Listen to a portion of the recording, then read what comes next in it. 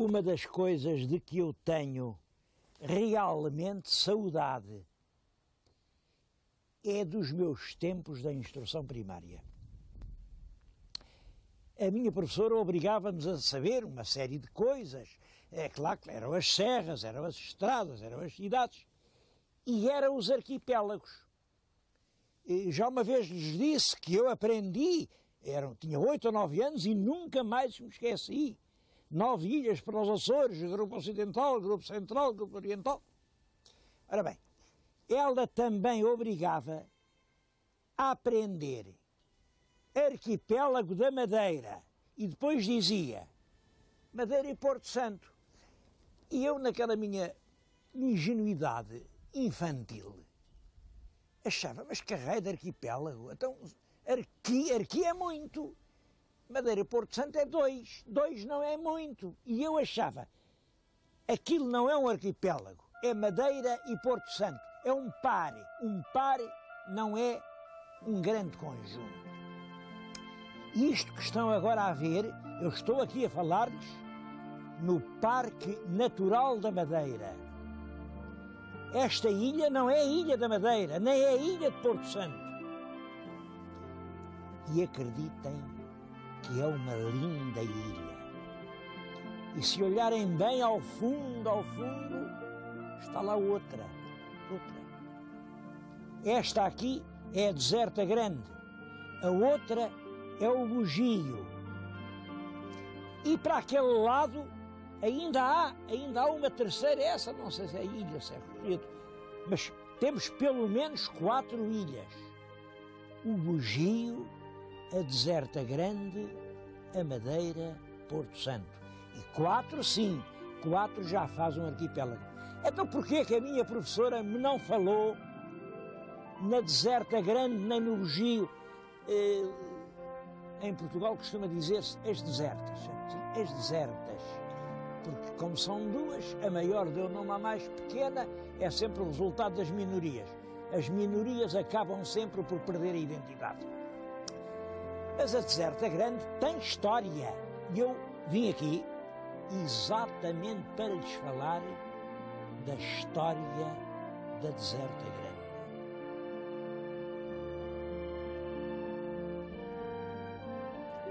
Notem que eu nesta numeração, para dizer 4 ilhas, não incluí as selvagens.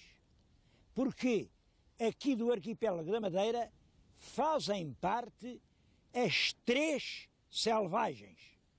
Os nomes: Selvagem Grande, Selvagem Pequena e o Ilhéu de Fora. É claro, eu não vou lá, é muito simples. Daqui às selvagens é tão longe como de Lisboa ao Porto. Mas aqui não tem autoestrada e o barco demora muito tempo. As selvagens estiveram ultimamente assim um bocado nas bocas do mundo por causa de uma classificação. O que é aquilo? São ilhas ou são rochedos? É claro, para os portugueses e para toda a gente, sempre foram ilhas. Mas ultimamente apareceu uma ideia de classificar como rochedos. Não, estas pedras, isto são rochedos. O que acontece é isto. Se são ilhas, têm uma área económica própria. E se são rochedos, não têm. Se forem ilhas portuguesas, quem pesca ali são os portugueses. E se forem rochedos, todo o mundo lá vai pescar. Felizmente deu-se por isso. As pessoas não se deixaram convencer e continuamos a dizer que há 3 ilhas no grupo das selvagens. Reparem, 3 selvagens com 4 aqui faz 7. Tinha razão a minha boa professora quando dizia que a Madeira era arquipélago.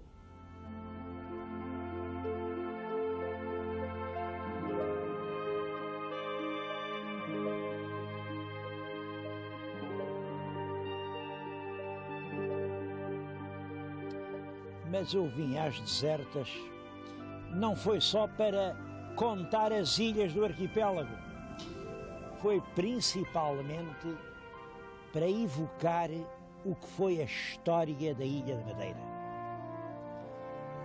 Esta ilha, que está na nossa frente, como veem, é deserta, basta o nome, é deserta. Ninguém aqui vive, porque ninguém aqui pode viver.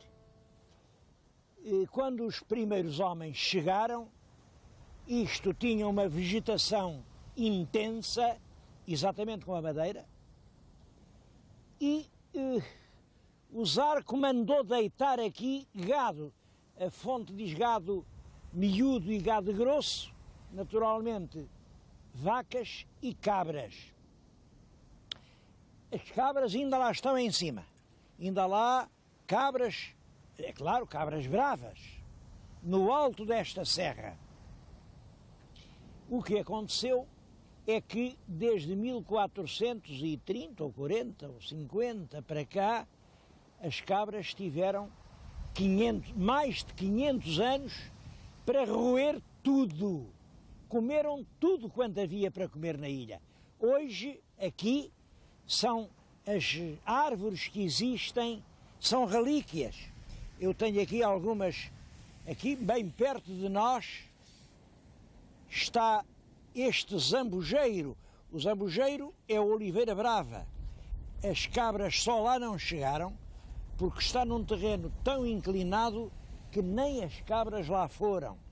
Mas quando o Zarco chegou, a ilha estava recoberta de árvores como esta. Isto é uma planta que eu acho muito bonita, e que tem uma especialidade. As únicas que há hoje em todo o mundo, estão aqui na ilha deserta. Tem um nome, é o crisântemo hematoma. Crisântemo, porque ela sugere o crisântemo, é da família dos crisântemos, e tem aqui uma nódoa como quem tem uma mancha de sangue. Uma mancha de sangue, como sabem, é um hematoma. Portanto, o crisântemo hematoma.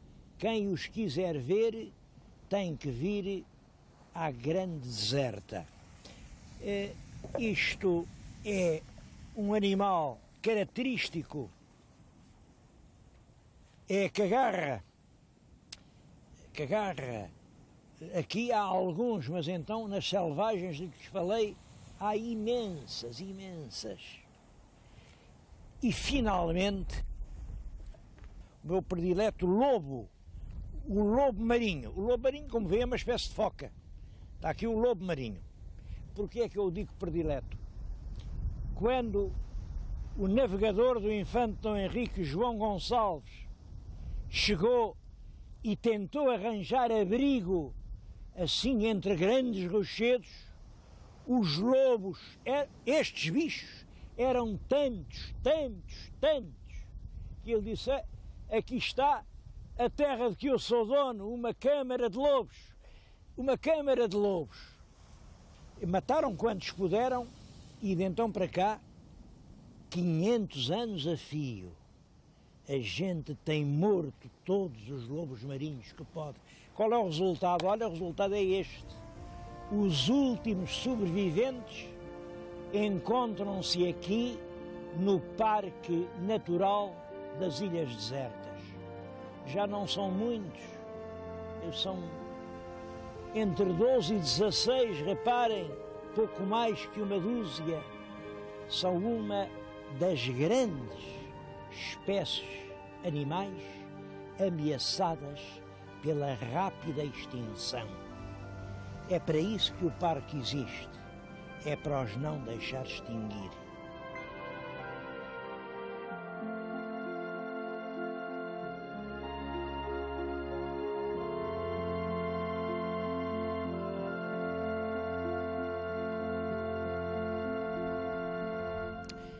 Quando o João Gonçalves Zarco aqui chegou, a Ilha da Madeira era tão deserta como as desertas que acabámos de visitar. Claro que não eram escalvadas, rochedos assim, mas era uma branha fechada sem vivalma. Hoje, a Madeira é como estão a ver.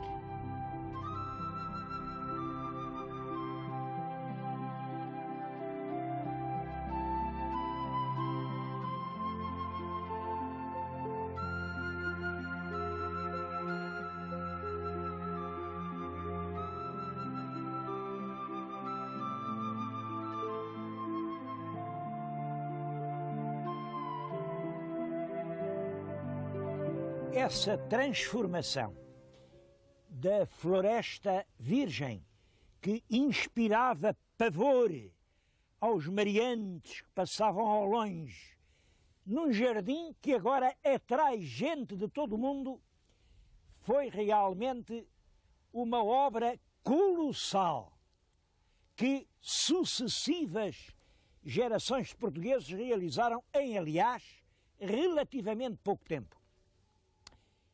Os primeiros, os que logo que chegaram, tiveram que desmatar a ilha e aproveitar a água, porque a ilha tem muita água. As primeiras gerações de colonos andaram, às vezes, suspensas por cordas sobre imensos abismos, a talhar na rocha, com a marreta e o guilho, os regos, onde a água corre na horizontal, dá a volta a toda a ilha e permitiu transformar este espaço natural num quadro excepcionalmente produtivo.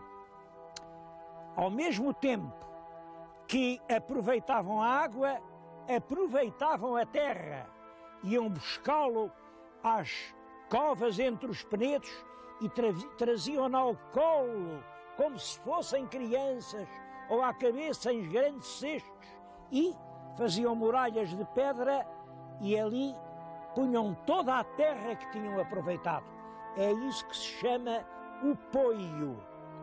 Ainda hoje a ilha está toda em pequenos degraus, que são poios regados pela água das levadas. E foi nesse solo que os madeirenses conseguiram meter a cana sacarina. Devo-lhes dizer que nessa altura o açúcar não se usava. Para a alimentação era mais o mel. O açúcar era uma especiaria caríssima, que se vendia assim às pitadas. Ora bem, os madeirenses passaram a fornecê-lo nos grandes pães de açúcar. Ainda hoje o emblema da cidade tem os pães de açúcar. A Madeira, no fim do século XV, era o primeiro produtor mundial de açúcar.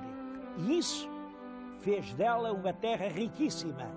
Os netos dos primeiros povoadores já puderam construir palácios. Eu estou a falar-lhes numa janela que vem de um desses palácios. Como veem, está cheia de ornatos, são um mistério, não sei o que querem dizer, mas quem sabe? Eu acho que isto são lobos. Os donos da ilha eram da Câmara de Lobos. Eu pensei que eram lobos marinhos, mas a prosápia fidalga aguenta todas as confusões. E quem sabe se isto não era uma alusão aos netos de Zarco fidalgos da Câmara de Lobos.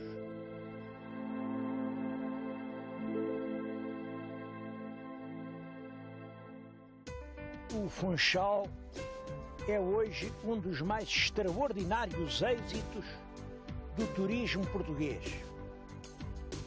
Mais de 500 mil de pessoas vêm à cidade e percorrem a ilha. Percorre a ilha para ver paisagens que realmente impressionam muito. Aqui a montanha e o Atlântico misturam-se. O que está na nossa frente é a famosa paisagem do Curral das Freiras. Bom, este nome Curral das Freiras é esquisito. A gente pensa curral. Curral é para cabras. Então, e as freiras no curral? é exatamente ao contrário do que isto pode sugerir.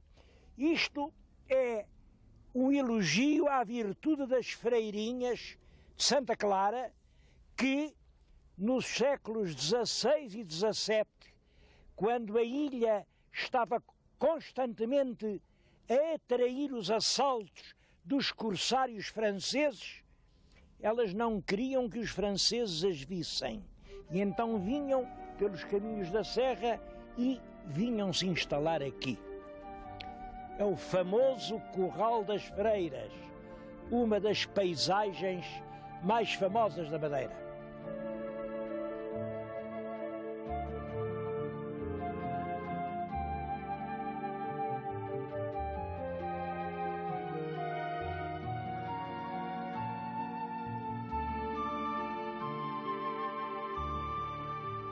Durante o século passado, este porto do Funchal tinha um enorme movimento de navios de toda a parte, mas principalmente navios ingleses. Eram os grandes veleiros, depois os vapores, ainda os transatlânticos que voltavam da África, da colónia do Cabo, da Índia, da longínqua Austrália, com as famílias inglesas que lá tinham enriquecido e que agora voltavam aos seus lares em Inglaterra. E ainda hoje a ilha conserva muitas recordações desses tempos. Mas o que eu queria marcar é que é curioso que realmente o grande papel universal da Ilha da Madeira tenha sido o de uma espécie de antecâmara intercontinental. É claro, isto era no tempo do Império. Acabou o Império Britânico, acabaram os grandes transatlânticos, mas parece que as pessoas acharam o gosto da ilha e continuam a vir. O que vem, é claro, é de outra maneira. Agora vêm de avião.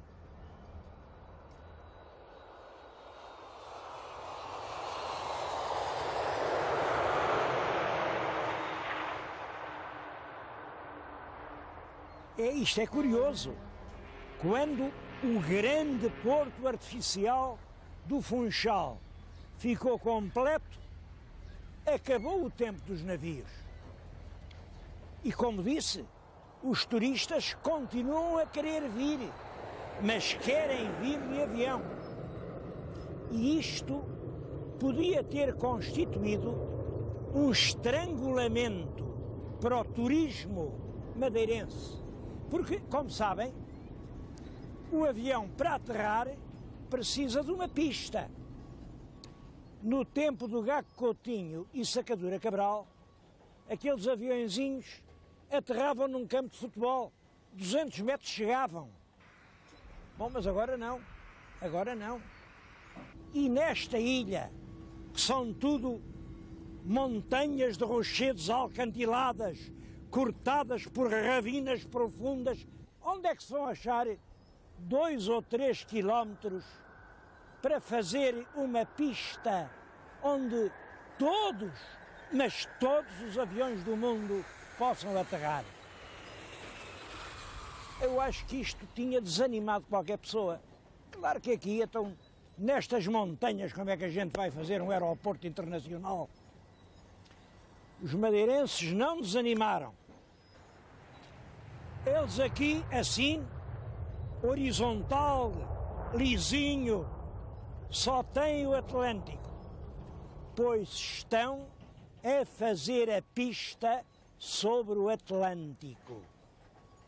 Se o meu telespectador olhar lá para baixo, vê ali umas máquinas a andar para lá e para cá, parece que aquilo é um aterro. Lembro-me bem, aquilo eram ondas que batiam nos rochedos.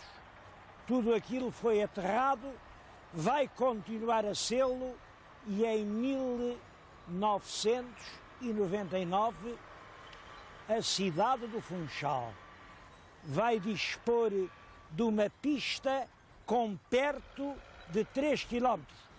Eu entusiasmo-me esta coragem de enfrentar o futuro e de corrigir a natureza. Há aqui na Madeira um outro caso que eu só agora vi e de que não quero deixar de falar. É claro que numa paisagem que é toda assim, montes e vales, como diabo é que se pode fazer uma estrada a direito? Foi inaugurada agora a primeira parte de uma via rápida que liga o Funchal à Ribeira Brava. Realmente era tudo assim, mas a estrada é assim. É assim porque metade é em altos viadutos construídos sobre abismos e a outra metade é em túneis profundos escavados nas montanhas. Não há um metro só que tenha sido feito ao sabor da paisagem. Eu acho que isto é um grande elogio para a gente da Madeira. É uma gente que não confiou o seu destino ao sabor da paisagem, mas que está traçando e continua a traçar o seu próprio lugar no mundo.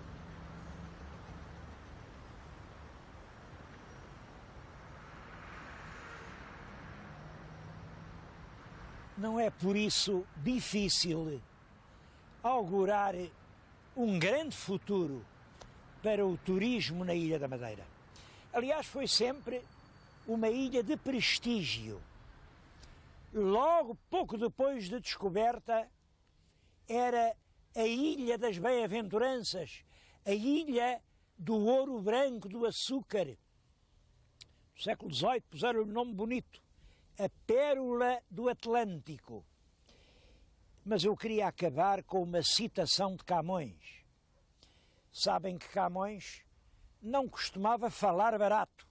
Falar barato é uma expressão que hoje se usa, e boa, que designa isto: usar grandes e sonoras palavras para dizer trivialidades insignificantes. Camões não falava barato. Todas as suas palavras têm valor objetivo. Ora bem, ele fez esta referência à Madeira. Ele está a acompanhar o Vasco da Gama na sua grande viagem para a Índia e diz isto: passamos à grande Ilha da Madeira, que do muito arvoredo assim se chama. Das que nós povoamos, a primeira, mais célebre por nome que por fama. Esta frase, mais célebre por nome que por fama, era lá, enfim, uma zaragunchada política nos câmaras. Mas depois continua: nem por ser do mundo a derradeira se lhe avantajam quantas Vênus ama. Antes, sendo esta sua, se esquecera de Cipro, Midos, Knafo, Citereia. Isto tem este sentido. Os gregos, como sabem, dedicaram a Vênus. Vênus é a divindade da beleza, do amor carnal e sensual, das coisas belas deste mundo. E os gregos dedicaram-lhe várias ilhas, exatamente estas que ele cita: Cipro, Midos, Pafo, Citereia, porque eram ilhas tão bonitas, que os gregos diziam: com certeza que Vênus nasceu aqui. Mas o nosso Luís de Camões emendou: eles disseram isto porque não conheciam a Ilha da Madeira, porque se alguma vez os sábios da Grécia aqui tivessem passado, não tinham dúvida nenhuma, foi aqui o berço de Vênus.